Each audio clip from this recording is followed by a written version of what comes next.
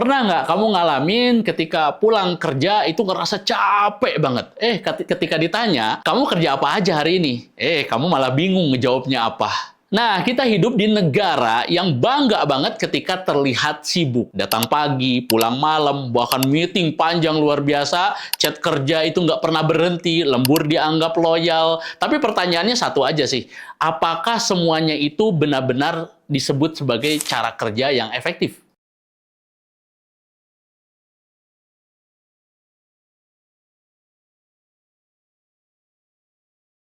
Indonesia adalah negara yang sangat akrab dengan kata kerja keras. Nah, sejak kecil kita dibesarkan dengan narasi bahwa kesuksesan itu selalu datang dari giat bekerja keras bahkan tanpa henti. Bahkan narasi yang dibawakan oleh presiden sebelumnya itu seringkali disampaikan kepada kabinetnya dengan slogan kerja, kerja, kerja. Wah.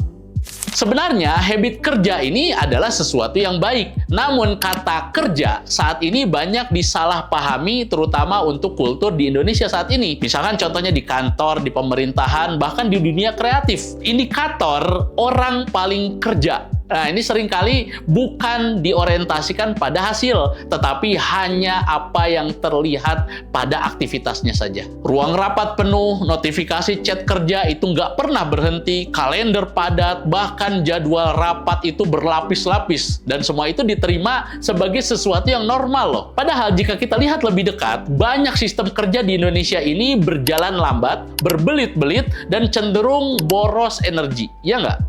Keputusan sederhana itu bisa makan waktu bahkan berminggu-minggu. Satu masalah saja itu bisa dibahas berulang-ulang tanpa benar-benar selesai. Dan produktivitas itu sering dikalahkan oleh formalitas.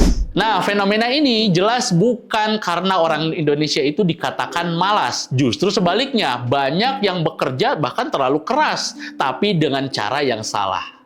Nah, disinilah buku berjudul Rework karya Jason Fried dan David Hanson menjadi sangat-sangat menarik. Karena buku ini tidak berbicara soal motivasi, tapi juga tentang hustle culture. Di buku Rework ini justru membongkar cara kerja modern yang selama ini kita anggap benar, padahal itu sebenarnya nggak efektif. Jason Fried dan David Hanson berbicara dalam bukunya ini mempertanyakan tentang budaya meeting berlebih-lebihan, glorifikasi lembur, perencanaan panjang yang tidak pernah dieksekusi, dan sistem kerja yang terlihat sibuk tapi miskin hasil. Nah, di dalam video ini saya akan membedah pola kerja masyarakat Indonesia yang membuat banyak orang itu lelah tapi tidak produktif. Dan solusi konkret yang ditawarkan oleh buku Rework ini bukan hanya teori tapi prinsip kerja yang lebih sederhana, rasional, dan relevan di zaman sekarang. Karena kadang-kadang masalah terbesar dalam kerja itu bukan karena kurangnya usaha, melainkan cara kerja yang sudah keliru sejak awal. Yap, benar. Di Indonesia, kita hidup dalam budaya kerja yang seringkali salah kaprah sedari awal. Banyak orang itu bekerja keras, datang pagi, pulang malam, capek kerja secara fisik, bahkan mental, tapi hasilnya itu tidak sebanding dengan energi yang dikeluarkan. Nah, masalahnya itu bukan etos kerja, karena jelas Indonesia itu adalah masyarakat yang rajin sebenarnya. Yang bermasalah itu adalah cara kerjanya. Dan disinilah buku berjudul Rework ini menjadi sangat relevan untuk kita bahas. Bahkan terasa menampar. Nah, coba kita jujur, di banyak kantor, orang yang terlihat paling sibuk itu sering dianggap paling berkontribusi, benar nggak? Nah, meja penuh dengan kertas, laptop selalu terbuka dan menyala, chat tidak pernah terhenti, bahkan kalender itu dipenuhi rapat. Nah, kalau ditanya, sebenarnya hari ini kamu menyelesaikan apa? Nah, ini jawabannya seringkali bias. Nah, Jason Fried dan David Hanson di dalam buku Rework ini menyebutkan bahwa kesibukan itu sebagai bentuk kemalasan yang terselubung. Bukan malas karena tidak bekerja, tapi malas untuk memikirkan mana pekerjaan yang benar-benar penting. Contoh sederhananya nih, seseorang itu bisa menghabiskan 6 jam sehari dalam membalas email, membalas chat, bahkan ikut meeting. Secara teknis, dia itu terlihat memang kerja. Tapi tidak ada satupun output yang nyata itu bisa selesai. Di Indonesia, budaya ini diperparah oleh kebutuhan untuk terlihat kerja, bukan menyelesaikan kerja. Nah, solusi ala buku yang berjudul Rework ini sangat-sangat sederhana, tapi kadang-kadang sulit untuk dilakukan. Ukur kerja dari hasil, bukan dari kesibukan. Rapat di Indonesia seringkali menjadi sekedar ritual, bukan sebagai alat atau sebagai tools. Undangan rapat itu dikirim ke banyak orang supaya aman. Padahal agenda tidak jelas, keputusan tidak final. Nah, akhirnya apa? Akhirnya rapat hari ini menghasilkan rapat berikutnya. Jason Fried dan David Hanson menyebutkan bahwa meeting itu sebagai perampok waktu yang paling parah. 1 jam aja rapat bersama 10 orang itu sama artinya dengan kita kehilangan 10 jam kerja, ditambah fokus yang hancur sampai energi mental yang terkuras. Di buku Reward ini mereka menyarankan pendekatan yang jarang dipakai di Indonesia ini. Apa itu? Yaitu kurangi bicara dan perbanyak tulisan ketika kita melakukan rapat. Yang pertama tadi tulisan. Tulisan seperti apa sih? Tulislah poin-poin rapat supaya lebih terstruktur, supaya bisa dibaca ulang dan tidak memaksa semua orang itu hadir di waktu yang sama. Supaya apa? Supaya rapat bisa berjalan lebih efektif. Karena menurut keyakinan saya, di Indonesia banyak keputusan bisa selesai hanya lewat dokumen singkat, catatan yang tertulis, dan diskusi yang terbatas. Bukan lewat rapat panjang yang ujungnya itu ya nanti kita akan bahas lagi ya.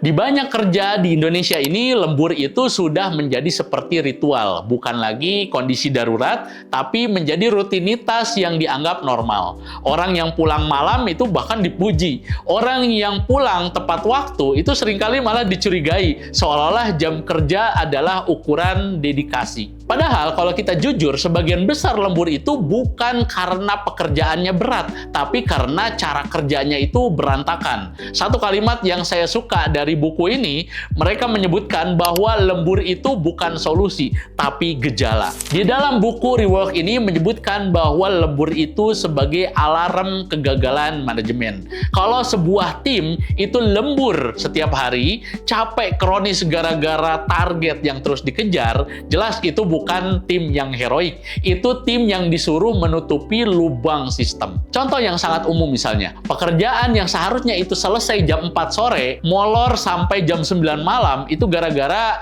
jam 9 sampai jam 12 itu dipakai rapat, jam 1 sampai jam 3 sore itu terganggu oleh chat, dan jam 3 sampai jam 4 itu ada revisi-revisi dadakan. Akhirnya pekerjaan intinya itu baru diselesaikan, baru dikerjakan saat semua orang itu sudah merasa lelah. Selain itu, kita juga sering salah dalam menempatkan waktu yang produktif. Di dalam buku Rework ini menekankan satu hal penting, bahwa pekerjaan yang membutuhkan fokus tidak bisa dilakukan di sela-sela distraksi. Masalahnya, di Indonesia ini banyak kantor-kantor itu seringkali jam produktif itu dihancurkan, dan jam capek malah sering dipakai untuk kerja-kerja serius. Ironis kan? Orang dipaksa untuk kreatif, berpikir, dan mengambil keputusan penting di saat otaknya itu sedang dalam keadaan kelelahan. Hasilnya apa? Hasilnya seringkali keputusan-keputusan itu tidak tepat sasaran. Revisi berulang sampai akhirnya kerja 2 kali. Ada ilusi berbahaya di budaya kerja kita. Kalau waktunya ditambah, hasilnya pasti lebih baik. Padahal di buku ini menegaskan bahwa orang yang lelah sudah pasti tidak akan bisa membuat keputusan-keputusan yang baik. Kamu juga pasti sering ngalamin, ketika kerja lembur itu banyak detail itu terlewat, emosi seringkali sumbu pendek, sampai akhirnya kesalahan itu banyak dan meningkat. Banyak revisi-revisi itu bukan karena standarnya tinggi, tapi karena kerja yang dilakukan dalam kondisi capek. Dan yang lebih parah lagi, lembur jangka panjang membuat orang kehilangan empati sampai kehilangan motivasi. Makanya jangan heran kalau banyak generasi Gen Z ini lebih memilih resign dari tempat kerjanya karena memang budaya seperti ini sudah nggak relevan. Dan yang berbahaya dari budaya kerja model seperti ini, yaitu lembur sering tidak lagi soal pekerjaan pekerjaan, tetapi soal pencitraan. Orang bertahan di kantor bukan karena ada yang harus dikerjakan, tapi karena takut dianggap tidak loyal dan dinilai kurang berdedikasi. Nah, di dalam buku Rework ini menyebutkan itu sebagai work theater. Pura-pura kerja, menunggu waktu, menjaga tampilan, padahal kantor sudah tidak butuh aktor. Mereka butuh hasil kerja yang nyata. Di dalam buku Rework ini tidak menyarankan kerja santai tanpa tanggung jawab. Yang disarankan di dalam buku ini adalah jam kerja yang masuk akal, fokus tanpa distraksi, target yang realistis, dan bekerja dalam kondisi yang segar bugar. 6 jam kerja dalam keadaan fokus itu jauh lebih berarti daripada kerja 10 jam dalam kondisi yang lelah, di mana hal ini akan berakhir dengan satu keputusan tepat yang lebih baik daripada harus 5 kali revisi. Ingat, kerja efektif itu selesai tepat waktu, bukan yang pulang paling malam. Kalau lembur itu sudah menjadi budaya, jelas salahnya bukan manusianya, tapi yang salah adalah sistemnya. Dan selama lembur itu masih sering dipuji-puji, produktivitas sejati jelas tidak akan pernah tercapai. Salah satu penghambat terbesar produktivitas di Indonesia bukan karena kurangnya ide, tapi ketakutan untuk memulai. Banyak orang punya gagasan yang bagus, punya rencana, punya niat, tapi berhenti di satu titik yang sama, yaitu apa? Belum siap. Jujur aja nih, menurut saya budaya kerja di Indonesia ini seringkali terlalu menghargai persiapan. Seperti proposalnya harus rapi, presentasinya harus meyakinkan, sampai perencanaannya harus lengkap. Masalahnya, menurut buku Rework ini, planning is guessing. Kita merencanakan masa depan yang belum tentu terjadi. Contoh yang sering kita lihat itu adalah sebuah ide, proyek itu dibahas berbulan-bulan, meeting berkali-kali, slide makin tebal, tapi proyeknya tidak pernah jalan. Bukan karena idenya buruk, bukan, tapi karena takut salah dari awal. Di Indonesia ini, perfeksionisme itu seringkali dianggap sebagai standar profesional. Padahal di dalam buku Rework itu ditegaskan, perfection is the enemy of progress. Banyak orang lebih memilih tidak memulai sama sekali daripada memulai tapi belum sempurna. Padahal tanpa memulai, tidak akan ada data. Dan tanpa data, tidak akan ada yang namanya perbaikan. Kita ini terlalu takut gagal di depan orang. Tanpa kita sadari, faktor budaya juga berperan besar. Di masyarakat kita itu, salah itu seringkali berhubungan langsung dengan rasa malu. Gagal itu bahkan disebut aib. Akibatnya apa? Banyak orang itu menunggu semuanya aman, menunggu persetujuan semua pihak, sampai menunggu waktu yang tepat. Di dalam buku Rework ini mengajarkan sebaliknya justru.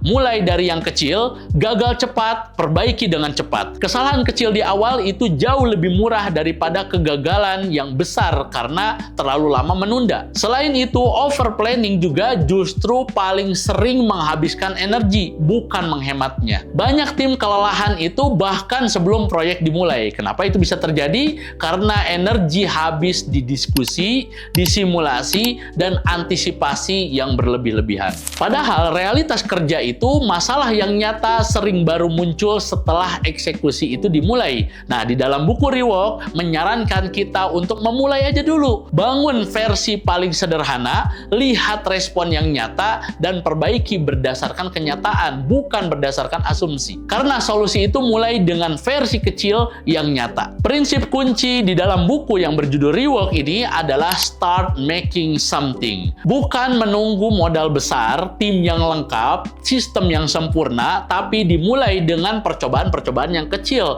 dan langkah yang konkret. Karena arah itu akan terlihat jelas pada saat kita ini berjalan. Banyak proyek itu mati bukan karena kurang pinter, tapi karena terlalu lama berpikir. Dan selama kita terus menunggu sempurna, kita akan selalu kalah cepat dari mereka yang berani memulai. Kerja keras tanpa prioritas itu adalah boros, bukan produktif. Banyak orang itu merasa bangga bisa mengerjakan banyak hal sekaligus, padahal di dalam buku Rework itu sangat keras soal ini, di mana mereka menyebutkan bahwa multitasking is a lie. Semakin banyak hal kita kerjakan itu secara bersamaan, justru akan membuat fokus itu semakin pecah, sehingga banyak waktu terbuang, dan akhirnya kualitas kerja yang menurun. Nah, di Indonesia ini sering terjadi, di mana semua pekerjaan dianggap prioritas, akhirnya tidak ada pekerjaan yang benar-benar selesai. Solusi dari buku ini menganjurkan kita untuk kerjakan sedikit hal, tapi yang berdampak besar. Dan belajar untuk berani berkata tidak, atau nanti dulu ya, sesuai dengan prioritas. Ini bukan malas ya, ini justru dikatakan profesional. Solusinya, kerja lebih sederhana, bukan lebih ribet. Setelah membedah berbagai macam cara kerja kita, mulai dari budaya sibuk palsu, rapat berlebihan, lembur yang dinormalisasikan, hingga ketakutan untuk memulai. Nah, di buku Rework ini membawa kita pada satu kesimpulan besar yang sederhana, tapi mungkin radikal buat sebagian orang. Masalahnya bukan kita kurang kerja keras, masalahnya kita terlalu merumitkan kerja. Kesalahan besar kita adalah menganggap kerja itu harus terlihat sulit. Di banyak tempat kerja di Indonesia ini ada asumsi yang tidak tertulis. Apa itu? Kalau kerja terasa ringan, itu berarti belum dianggap kerja sungguhan. Akibatnya apa? Akibatnya sistem dibuat berlapis-lapis. Proses kerja itu dipanjang-panjangkan. Formalitas itu sering diutamakan. Padahal di dalam buku Rework ini menegaskan bahwa kompleksitas itu jarang menambah nilai. Yang sering bertambah hanya kebingungan. Kerja yang baik itu seharusnya jelas, ringkas, dan pastinya bisa dieksekusi. Bukan penuh dengan prosedur yang tidak berdampak langsung. Ingat ya, work smart. Karena sistem yang baik dan bisa dikatakan efektif itu sudah pasti bisa mengurangi beban manusia. Salah satu ide yang paling kuat di dalam buku Rework ini adalah jangan mengandalkan manusia untuk menutupi sistem yang buruk. Di Indonesia itu sering terjadi bahwa orang lembur itu karena sistem yang kacau, orang stres karena proses yang tidak jelas, dan orang yang capek karena komunikasinya buruk. Padahal jika alur kerjanya itu jelas, prioritas itu tegas, dan targetnya itu realistis, maka karyawan atau tim bisa pulang tepat waktu. Hasilnya tetap tercapai dan energi mereka tidak habis secara sia-sia. Karena kerja efektif itu bukan memeras manusia, tapi membuat sistem yang masuk akal. Ada anggapan bahwa sistem sederhana itu kurang profesional, terlalu santai, dan tidak ambisius. Di dalam buku Rework ini justru memutarbalikkan semua asumsi itu. Sederhana artinya fokus pada yang penting, meniadakan yang tidak perlu, dan berani bilang tidak. Ini bukan kemalasan, jelas ini adalah bentuk kedewasaan kerja. Karena fokus adalah aset paling mahal di dalam dunia kerja. Ya, di dalam buku Rework ini menempatkan fokus sebagai aset utama, di mana kerja sederhana memberi ruang tim atau karyawan untuk berpikir jernih, mengambil keputusan tepat, dan akhirnya menghasilkan karya yang berkualitas. Tanpa fokus, kerja keras hanya menghasilkan kelelahan. Karena kerja lebih sederhana bukan berarti menurunkan standar atau mengurangi tanggung jawab, tapi menghilangkan hal-hal yang tidak perlu, memperjelas arah, sampai mengembalikan kerja ke tujuan asalnya, menghasilkan dampak. Dan mungkin inilah pelajaran yang paling penting di dalam buku Rework ini untuk kita semua. Kalau kita bahas dari awal sampai akhir, kita dapat satu benang merahnya. Masalah cara kerja kita hari ini itu bukan karena kita kurang pintar, bukan juga karena kita malas. Justru sebaliknya, banyak dari kita itu terlalu keras pada diri sendiri, tapi bekerja di dalam sistem yang salah. Kita dibesarkan di dalam budaya yang memuja kesibukan, mengagungkan lembur, dan menganggap kerja harus selalu terlihat capek. Padahal seperti yang dijelaskan di dalam buku yang berjudul Rework ini, kerja yang benar itu bukan soal seberapa lama kita duduk di depan layar, tetapi seberapa besar dampak yang kita hasilkan. Bekerja sampai larut malam tidak otomatis membuat kita profesional. Rapat panjang tidak selalu berarti kita itu kolaboratif. Dan menunggu semuanya itu sempurna seringkali justru menjadi alasan kenapa banyak hal tidak pernah benar-benar dimulai. Di dalam buku Rework, kita tidak diajarkan untuk bekerja asal-asalan. Buku ini justru mengajak kita untuk bekerja dengan lebih jujur,